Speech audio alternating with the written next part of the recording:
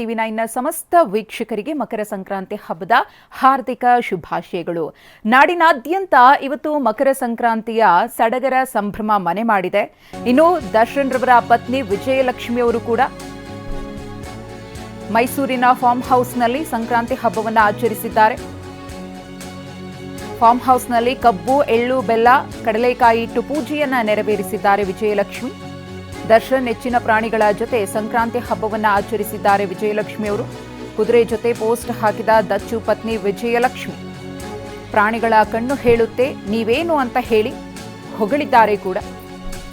ದರ್ಶನ್ ಇಲ್ಲದ ಸಂಕ್ರಾಂತಿ ಹಬ್ಬ ವಿಜಯಲಕ್ಷ್ಮಿಯವರ ಫಾರ್ಮ್ ಹೌಸ್ನಲ್ಲಿ ಗಮನಿಸ್ತಾ ಇದೆ.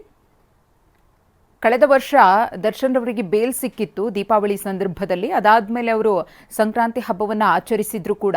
ನಂತರದಲ್ಲಿ ಏನೆಲ್ಲ ಬೆಳವಣಿಗೆಗಳಾಯಿತು ಅನ್ನೋದನ್ನು ನೋಡಿದ್ವಿ. ಬೇಲ್ ಕ್ಯಾನ್ಸಲ್ ಆಯಿತು, ಮತ್ತೆ ಅವರು ಜೈಲು ಪಾಲಾದರು. ಇದೀಗ ದರ್ಶನ್ ಅನುಪಸ್ಥಿತಿಯಲ್ಲಿ ವಿಜಯಲಕ್ಷ್ಮಿ ಅವರು ಸಂಕ್ರಾಂತಿ ಹಬ್ಬವನ್ನು ಆಚರಣೆ ಮಾಡಿದ್ದಾರೆ. ದರ್ಶನ್ ಇದ್ದಿದ್ದರೆ ಆ ಹಬ್ಬದ ಸಂಭ್ರಮ ಸಡಗರ ಮತ್ತಷ್ಟು ಜೋರಾಗಿರ್ತಿತ್ತು. ಕಿಚ್ಚು ಹಾಯಿಸೋದು ಇದೆಲ್ಲವೂ ಕೂಡ ಬಹಳ ಸಡಗರ ಸಂಭ್ರಮದಿಂದ ನಡೀತಾ ಇತ್ತು.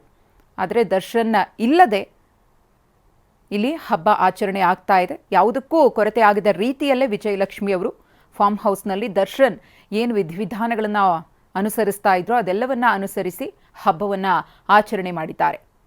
ದರ್ಶನ್ ಪ್ರಾಣಿ ಪ್ರಿಯ ಅನ್ನೋದು ಎಲ್ರಿಗೂ ಕೂಡ ಗೊತ್ತಿರುವಂತಹ ಸಂಗತಿ.